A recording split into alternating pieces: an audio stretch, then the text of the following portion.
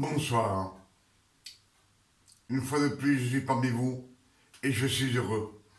Je suis heureux d'être parmi vous ce soir parce que pour moi, c'est un grand privilège que le Père éternel me donne de pouvoir vous apporter un nouveau message. Un message de révélation. Comme je vous le dis toujours, les révélations, ce sont les vérités de la Sainte Bible. Je vous dis toujours, à chaque fois je vous mets en garde et je vous dis, méditez les Écritures. Quand on lit les Écritures, c'est le Père éternel qui nous parle directement. Vous savez que je vous ai déjà dit que nous avons l'esprit du Fils, du Père éternel dans notre cœur. Et ça, c'est le Verbe. Nous avons tout. Ce qu'il nous faut maintenant, c'est méditer. Il faut méditer les Écritures pour avoir les révélations qui donnent la vie éternelle. Quand je vous dis que même Jésus dit, tout homme ne vivra pas seulement de pain, mais de toute parole qui sort de la bouche de notre Père éternel. Et comme je vous dis, c'est la parole de Dieu, la seule vérité, pas ce que nous a appris, pas ce que nous a dit il y a 50 ans, on nous mène, comme on dit, à droite, à gauche, sans savoir où est-ce qu'on va. Mais là, on sait où est-ce qu'on va. C'est le Père éternel qui nous donne le don de grâce par notre Seigneur Jésus-Christ. Un don qu'on ne mérite pas. Pour cela, je vous dis toujours, et je vous mets en garde, je vous dis, méditez les Écritures. Méditez-les comme le Père éternel le recommande dans ses Écritures.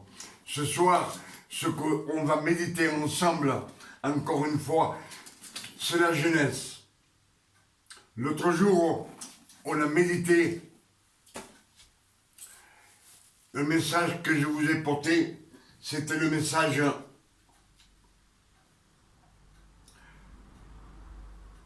242. La vidéo 242, on a parlé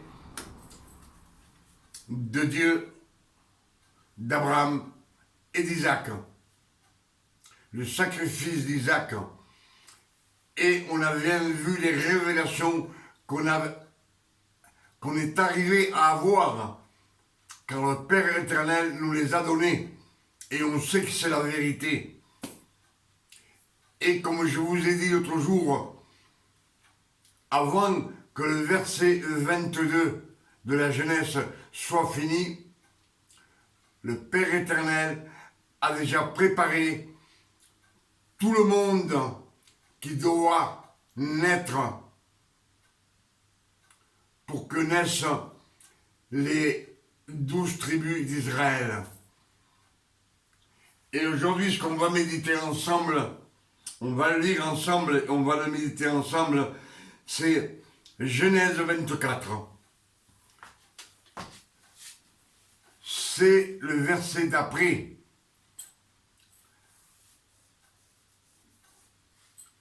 Comme le Père éternel dit que Rebecca est née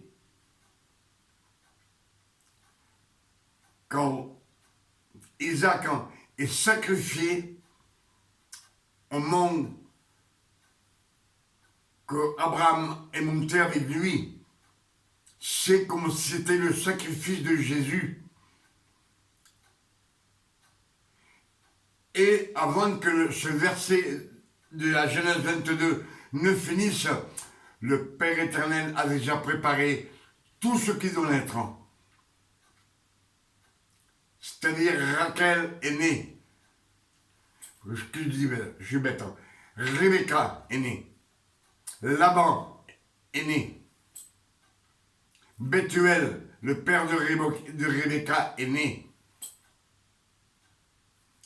Ce sont tous les fils de Nachor, frère d'Abraham. Et aujourd'hui, ce qu'on va continuer, c'est la Genèse 24, qui dit comme ceci. Abraham était vieux, avancé en âge, et l'Éternel avait béni Abraham en toutes choses. Abraham dit à son serviteur, le plus ancien de sa maison, l'intendant de tous ses biens, mets, je te prie, ta main sous ma cuisse, dit Abraham à son serviteur, et je te ferai jurer par l'Éternel, le Dieu du ciel, le Dieu de la terre, de ne pas prendre pour mon fils une femme parmi les filles des Cananéens au milieu desquels j'habite, mais d'aller dans mon pays et dans ma patrie, prendre une femme pour mon fils Isaac. Déjà, comme je vous le dis toujours, Abraham ne veut pas de mélange de femmes, d'épouses pour son fils Isaac.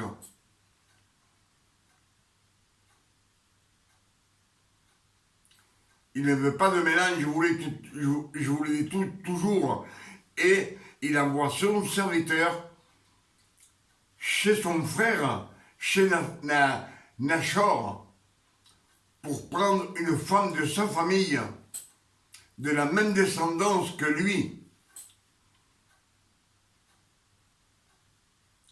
Parce que de cette descendance, c'est le peuple élu de Dieu, les 12 tribus qui doivent naître beaucoup plus tard. Mais ça a été tout prédit et préparé par le Père éternel.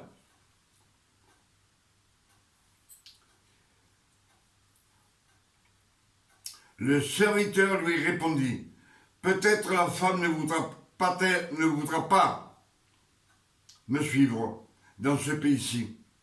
Devrais-je amener ton fils dans le pays où tu es sorti?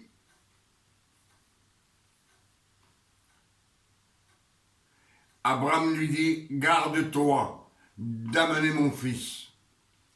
L'Éternel, le Dieu du ciel, qui m'a fait sortir de la maison de mon père et de ma patrie,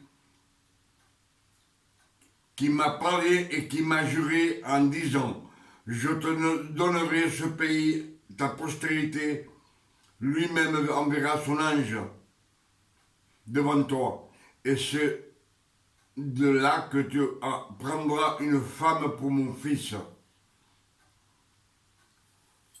Si la femme ne veut pas te suivre, tu seras dégagé de ce serment que je te fais. Seulement, tu n'y amèneras pas mon fils. C'est-à-dire que l'époux ne va pas aller chercher l'épouse. C'est l'épouse qui doit venir à lui. L'épouse, elle doit venir à Isaac.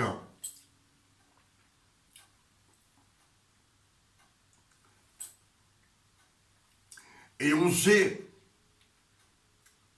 que Jésus est venu sur la terre pour racheter les 12 tribus d'Israël. Pour cela, le Père lui a donné toute la puissance, tout le commandement de la terre.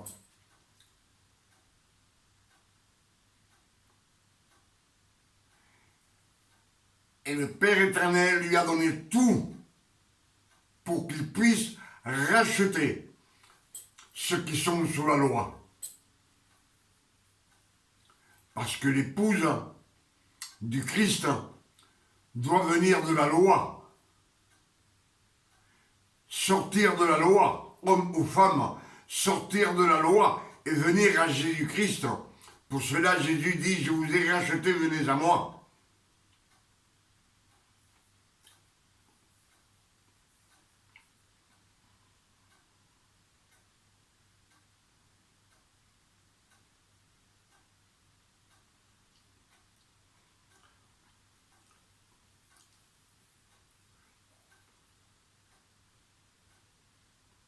le serviteur dit, peut-être que la femme ne voudra pas venir. Peut-être que la femme, l'épouse, elle ne voudra pas venir chez Isaac. Et alors, Abraham lui dit, s'il ne veut pas venir, tu seras dégagé du serment que je te fais jurer de faire. Et nous savons qu'on a le libre arbitre. Et comme Jésus dit la même chose à ceux qui sont sous la loi, il les a rachetés, mais s'ils ne veulent pas venir à lui, ils restent dans la loi. Je ne sais pas si vous me suivez. C'est une ressemblance de l'épouse d'Isaac et l'épouse qui doit l'être du côté de Jésus, du sang et non de Jésus, que Dieu lui doit racheter son Église. Il faut qu'elle renaisse son Église. Pour cela, il lui dit, s'il ne veut pas venir, tu es libre.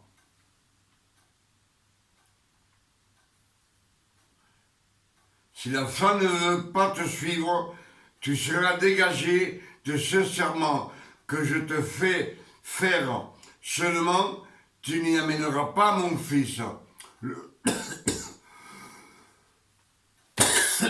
Le fils, Jésus, n'ira jamais chercher l'épouse. C'est l'épouse qui doit venir vers Jésus. Le serviteur mit sa main sur la cuisse d'Abraham, son Seigneur, et lui jura d'observer toutes ces choses. Le serviteur prit 10 chameaux parmi les chameaux de son Seigneur, et il partit, ayant à sa disposition tous les biens de son Seigneur. Il se leva et alla à Mésopotamie, à la ville de Nachor. Là, on voit que le serviteur a pris 10 chameaux. 10 chameaux parmi les chameaux de son Seigneur. Et il a pris et il partit ayant à sa disposition tous les biens de son Seigneur. Tous les biens. C'est-à-dire que Christ, quand il est venu sur la terre, le Père éternel lui a donné tout pouvoir. Sur la terre, il lui a donné tout pouvoir. Et là, le serviteur, il part. Il a à sa disposition tous les biens de son Seigneur. Et il a 10 chameaux. 10 chameaux, ce sont les bénédictions. Les bénédictions qu'il a pour racheter l'épouse. Toutes ces bénédictions, c'est pour l'épouse du Christ. Là, on nous dit qu'il prend tous les biens d'Abraham, le serviteur, pour racheter Rebecca. Parce qu'il va chercher Rebecca. Je pense que vous l'avez bien compris. Mais le Père éternel, il lui a donné tout pouvoir. Tout pouvoir pour racheter. Et toutes les bénédictions sont pour l'Église, pour l'épouse du Christ. Pour cela, le Père éternel dit, demandez et vous recevrez. Quand vous demandez au nom de Jésus, vous recevrez.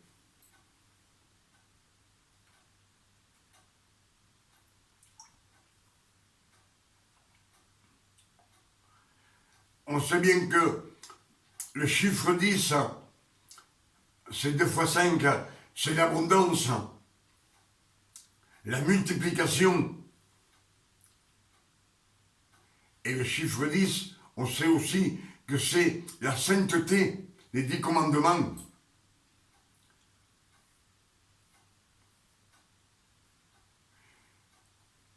Autant pour le serviteur d'Abraham, pareillement pour Jésus-Christ, quand il est venu sur la terre, toutes ces bénédictions sont pour son Église.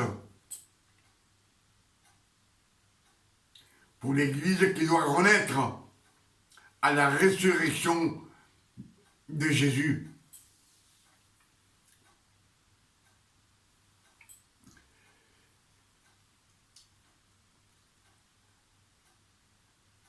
Il fit reposer les chameaux sur un genou, hors de la ville.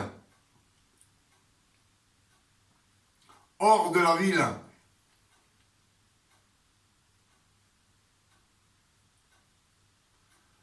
On sait que la ville de Nachor, c'était des pêcheurs. C'est la famille d'Abraham, mais c'était des pêcheurs. Il est hors de la ville, il est hors du monde. Et il attend. Il attend. Le serviteur attend que Rebecca vienne.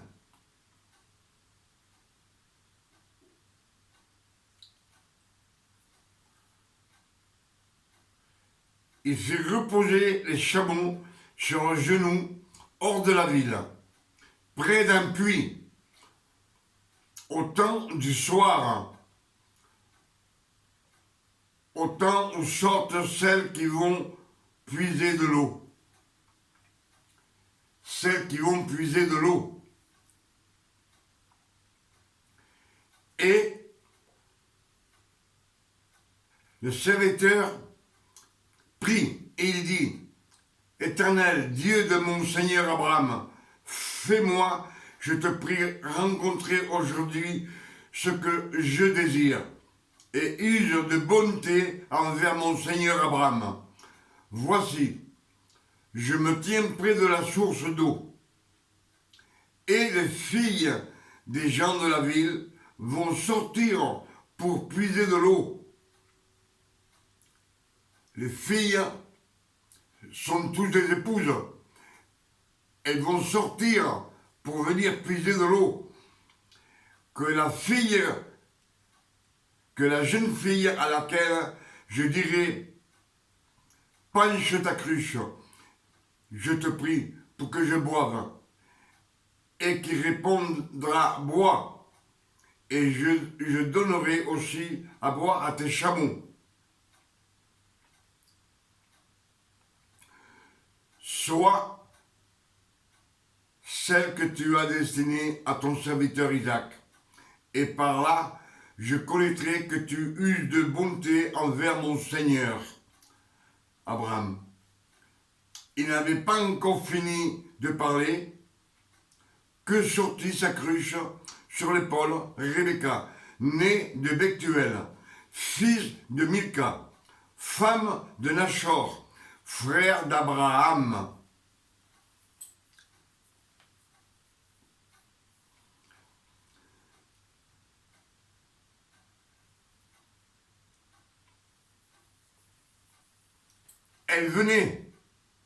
Elle sort pour venir prendre de l'eau à la source. Rebecca sort du monde, sort parce qu'il est loin du monde.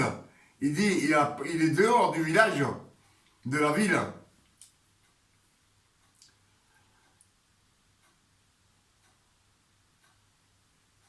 Elle n'avait pas encore fini de parler que sortit sa cruche sur l'épaule, Rebecca, née de Bethuel, fils de Milca, femme de Nachor, frère d'Abraham. C'était Bethuel est le fils de Nachor. Et Bethuel est le père de Rebecca. Cela veut dire que Rebecca et Isaac, Rebecca est la fille de son cousin germain.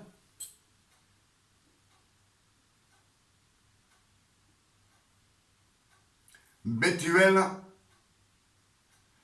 et Isaac, c'est des cousins germains. Et Rebecca est la fille de Bethuel. On sait que Bethuel aussi est le père de Laban. Laban, qui doit l'être où il est déjà né.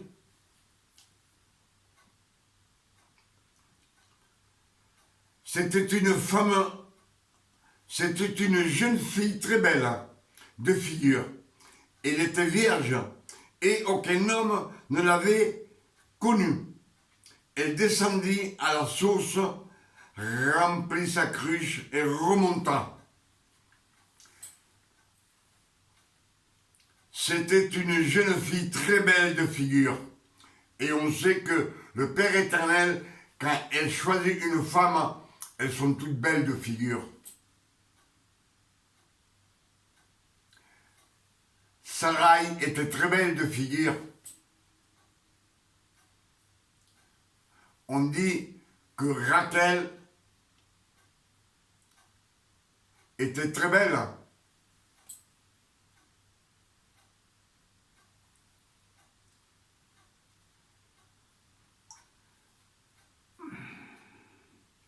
Mais elle était vierge et aucun homme ne l'avait connue. Aucun homme ne l'avait connue. Donc, ça représente l'épouse du Christ. L'épouse du Christ, elle doit renaître de nouveau. L'épouse du Christ, elle doit renaître de nouveau. Donc elle n'a pas connu. Elle est dans la sainteté. Elle doit renaître de nouveau. Ce que disent les Écritures, le Père éternel nous a fait renaître de nouveau avec Jésus. Et ensemble, il nous a assis ensemble dans les cieux célestes.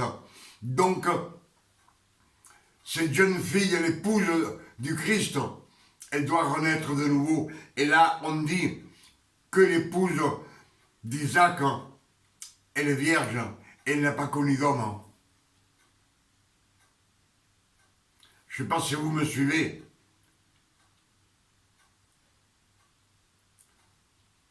Pour se marier avec Isaac, il faut qu'elle soit vierge. Et qu'elle n'ait pas connu d'homme. On peut être vierge et avoir connu des hommes. Je pense. Mais pour l'Église de Christ, il faut renaître de nouveau. Il faut renaître de nouveau. Et là, Rebecca, elle descendit à la source, remplit sa cruche et remonta. Elle descendit à la source de l'eau vive. Il faut descendre, prendre de l'eau vive qui nous ramène jusqu'à dans la vie éternelle.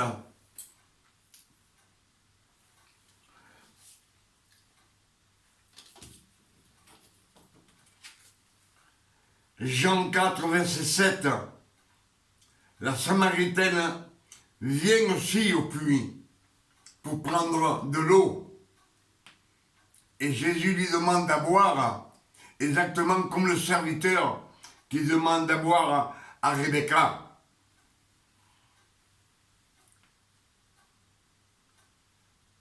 La Samaritaine est une descendante des 12 tribus aussi d'Israël.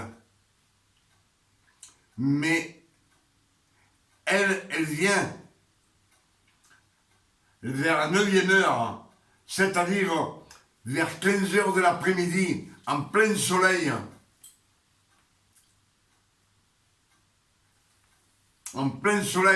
pour éclairer. C'est là que Jésus se déclare à elle et lui dit, je suis le Christ.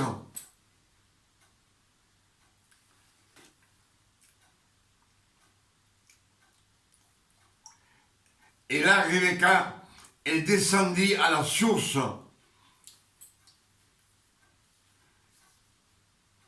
Je suis une source d'eau vive.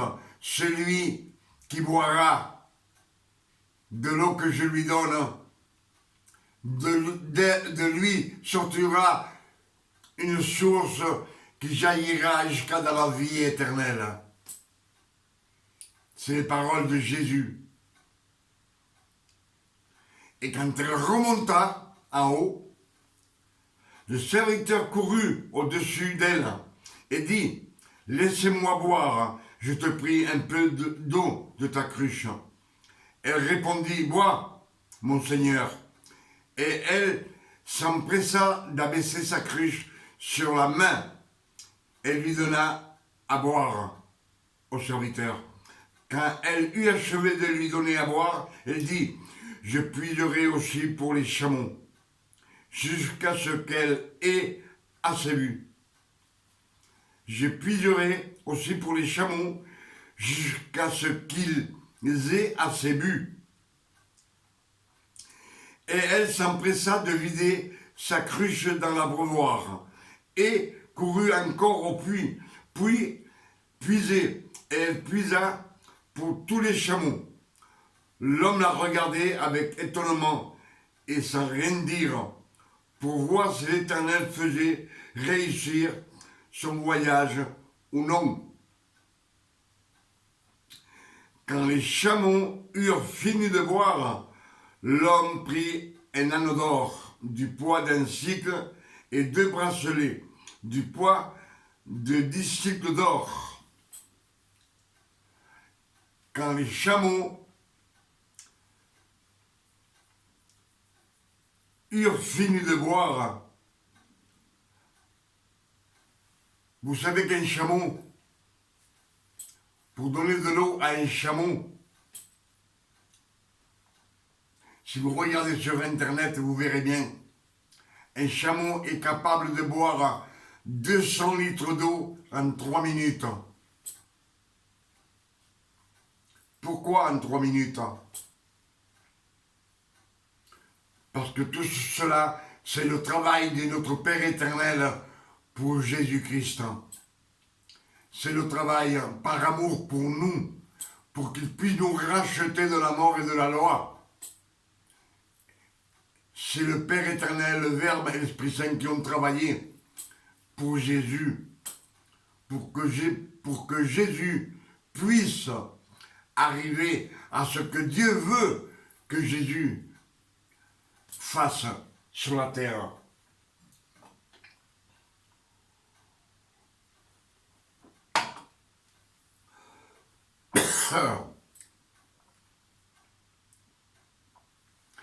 Je ne sais pas si vous vous rendez compte, ces 10 chameaux qui représentent toute l'abondance pour la fiancée, pour l'épouse du Christ. En plus, un chameau boit en 3 minutes 200 litres d'eau. Et si vous multipliez 10 par 200 litres, ça fait 2000 litres d'eau. Qui vont 2000 litres d'eau qui peut représenter de la résurrection du Christ jusqu'à qu'il vienne chercher l'Église, 2000 ans. Tout a une signification dans la Bible, dans les Écritures. La parole de Dieu a beaucoup de choses cachées. Pour cela, il dit le mystère caché de tous les temps, de tous les âges. de tous les millénaires révélés aujourd'hui à ses saints. Et on voit bien qu'il y a beaucoup de révélations qu'on est en train de découvrir ensemble. On les médite ensemble et je pense que vous êtes en train de m'écouter. Et lui, le serviteur prend un anneau d'or et il lui met, à l'époque c'était dans le nez, mais on sait que l'anneau représente l'alliance de l'épouse, la nouvelle alliance. Et les bracelets, c'est-à-dire que c'est pour l'éternité. C'est pour l'éternité, merci Seigneur. Merci, c'est pour l'éternité qu'on est avec l'épouse, doit vivre avec le Père éternel, avec Jésus, avec l'époux. Je ne sais pas si vous me suivez.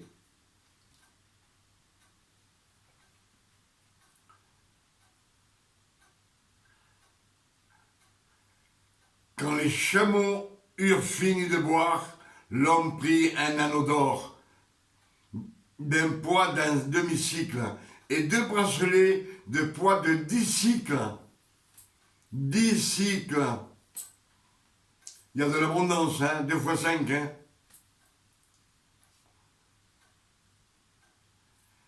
Et il dit, le serviteur, il dit, de qui es-tu fille? Il dit, dis-le-moi, je te prie. Il y a dans la maison de mon père de la place pour passer la nuit.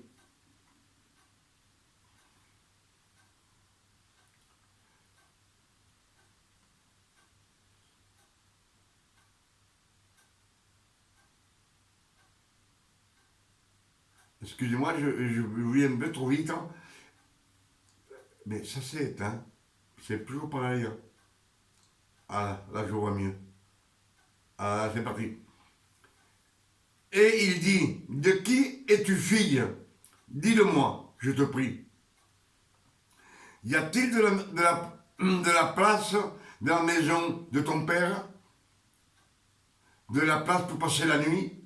Elle répondit, je suis la fille de Bethuel, fils de Milka et de Nachor. Nachor, c'est le frère d'Abraham. Elle lui dit encore, il y a chez nous de la paille et du fourrage en abondance et aussi de la place pour passer la nuit. Alors l'homme s'inclina et se prosterna devant l'Éternel en disant, béni soit l'Éternel, le Dieu de mon Seigneur Abraham, qui n'a pas renoncé à ma miséricorde et à sa fidélité envers mon Seigneur. Moi-même, l'Éternel m'a conduit à la maison des frères de mon Seigneur Abraham. La fille courut raconter ces choses à la maison de sa mère. Rebecca avait un frère nommé Laban, et Laban courut dehors vers l'homme près de la source.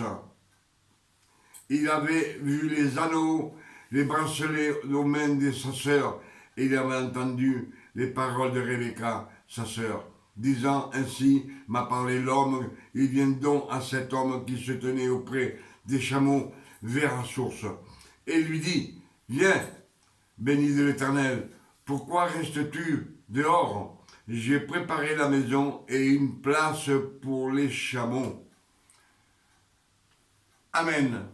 Là, on voit, comme je vous ai dit, que tout, entre le verset 22 de la Genèse et le verset 24, tout a été préparé pour les 12 tribus d'Israël. On sait bien, Laban,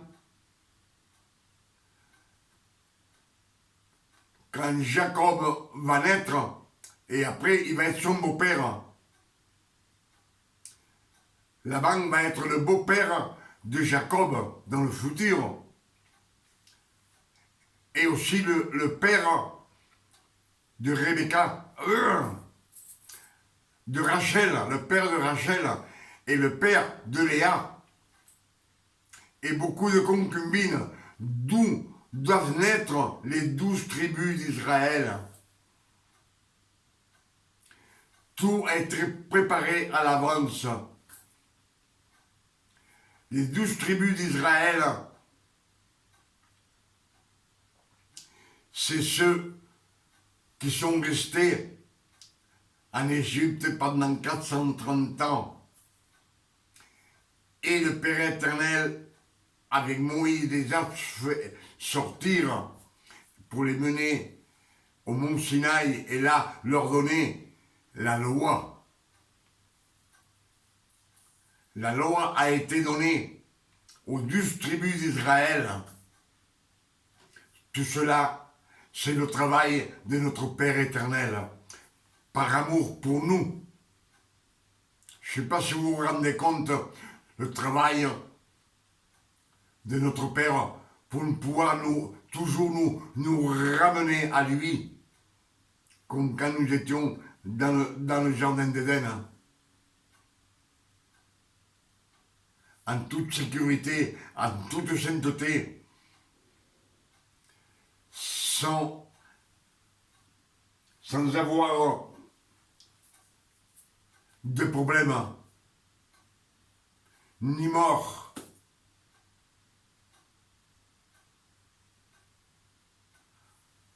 On était comme dans le Père éternel, dans ses mains du Père éternel, comme lui veut que nous soyons pour toute l'éternité. Pour cela, il a travaillé dur, le Père éternel, pour amour pour toi et pour moi. Et tout cela, ça a été proposé par lui. Lui, il a fait comme un dessein pour arriver à que Jésus puisse racheter tout ce monde. Toutes les malédictions effacées, toutes les transgressions effacées.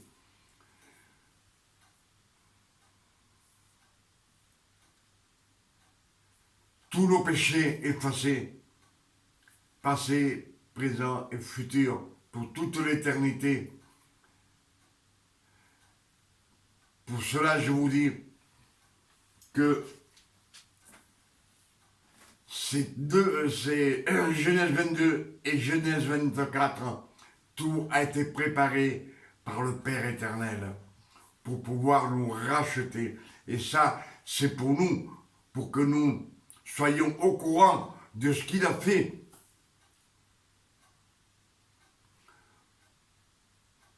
Parce que tout cela représente Jésus,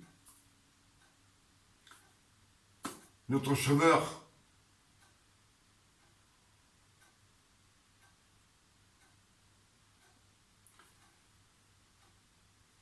Je pense que tout ce que le Père éternel m'a dit, je l'ai partagé avec vous. Et je suis heureux de partager ce que le Père éternel me donne. De partager avec vous de bon cœur. Comme je vous le dis, quand vous méditez les Écritures, le Père éternel vous donne beaucoup de révélations. Sa parole est pleine de révélations. Et les révélations, c'est la vérité. Les premières révélations, c'est Paul et Pierre qui les ont eues. Ils les ont écrites pour nous. Afin que nous puissions aussi méditer et savoir ce qu'on doit faire et imiter Jésus, non quand il était sur la terre, mais maintenant qu'il est auprès du Père. Jésus est auprès du Père, assis à sa droite. Pour cela, je médite les Écritures. Je le fais parce que je suis fils de Dieu. les fils de Dieu, arrive un moment où on n'est plus serviteur. Et si on est serviteur, c'est comme Jésus, c'est pour le monde entier. C'est comme le Père éternel, c'est pour le monde entier. Et on fait ça par amour pour notre Père éternel.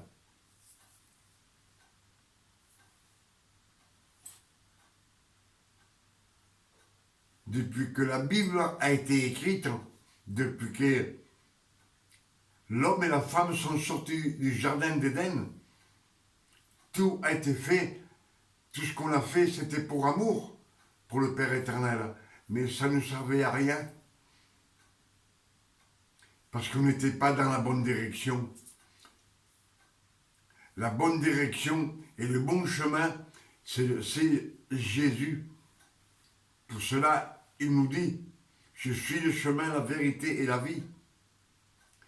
Et Jean 8, verset 12, il nous dit comme ceci. Celui qui me suit ne marchera jamais dans les ténèbres, mais il aura la lumière de la vie. Je pense que c'est une promesse, une grande promesse pour ce fils.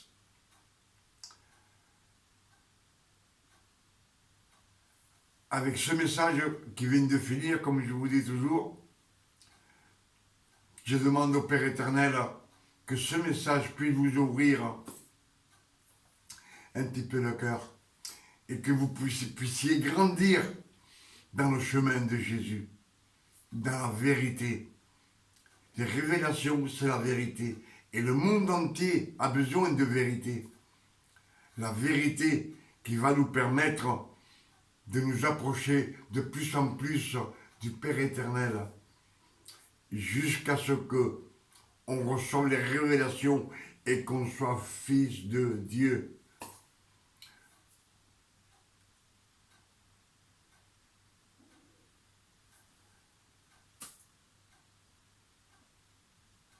Mais je prie le Père éternel qui vous donne beaucoup de révélations. Et ce soir, comme il est tard encore, il est 2h25 du matin. Je demande au Père éternel qui vous donne une nuit de repos, de tranquillité, de paix, de santé, de bonheur. Vous, pour vos enfants, vos familles et vos amis. Et moi, personnellement, je vous dis aussi une bonne nuit à tous. Vous qui aimez écouter mes messages, vous voulez grandir dans le Seigneur, et je suis heureux que vous grandissiez de plus en plus, afin que vous puissiez faire ce que je fais. Et moi aussi, je vous écouterai. Et d'un à l'autre, comme dit Jésus, on se lève à voir les pieds pour grandir et marcher. Marcher de plus en plus avec Jésus, avec le Père éternel et notre Seigneur Jésus-Christ. Pour cela, ce soir, je vous dis que Dieu vous donne une nuit de repos et de tranquillité, de paix. Vous, vos enfants, vos familles. Je demande au nom de notre Père, je demande au Père éternel au nom de notre Seigneur Jésus-Christ. Tout cela pour vous et pour moi aussi. Bonne nuit. Dieu vous garde et vous bénisse ce soir. Amen.